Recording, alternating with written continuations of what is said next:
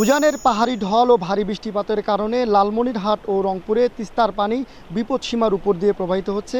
আজ সকাল ৬টায় তিস্তার পানি ৫২.২৬ সেন্টিমিটার দিয়ে প্রবাহিত হয়, যা বিপদসীমার ১১ সেন্টিমিটার উপরে।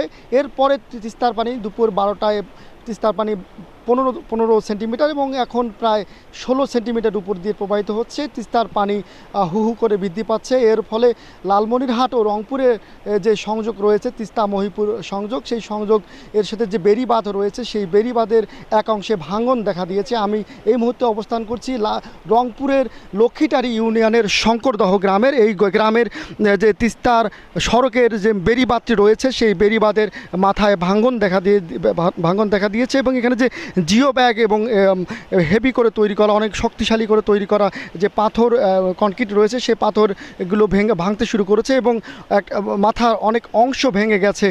এবং এর বিপরীতে থাকা আরেকটি বেড়িবাঁধ প্রায় হাফ কিলোমিটার ভেঙে গিয়েছে। স্থানীয় লোকজনের সঙ্গে আমি কথা বলেছি। গতকাল এই ভাঙন শুরু হয় এবং পানি বৃদ্ধি পাওয়ার কারণে এটি ভাঙতে শুরু করেছে।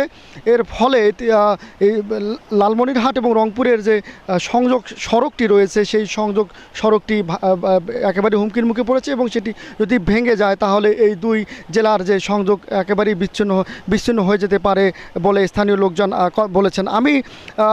আমরা গণমাধ্যম কর্মী না, রংপুরের নির্বাহী প্রকৌশলী রবিউল ইসলামের সঙ্গে কথা বলেছি। তিনি জানিয়েছেন যে রংপুরের প্রায় ২০টির মতো জায়গাকে ঝুঁকিপূর্ণ হিসেবে তারা চিহ্নিত করেছেন। এই বেড়িবাঁধটি সংরক্ষণ করার জন্য ইতিমধ্যে দরপত্র আহ্বান করা হয়েছে বলে তিনি জানিয়েছেন। দরপত্র হয়ে গেলে এই বেড়িবাঁধটি সংরক্ষণ করার জন্য ব্যবস্থা নেবেন বলে তিনি জানিয়েছেন। এই হচ্ছে রংপুরের গঙ্গাচড়ার লক্ষ্মীটারি ইউনিয়নের শঙ্করদহ গ্রামের বেড়িবাঁধ ভাঙ্গনের সর্বশেষ তথ্য। Sabbir Ahmed, star news, Rangpur.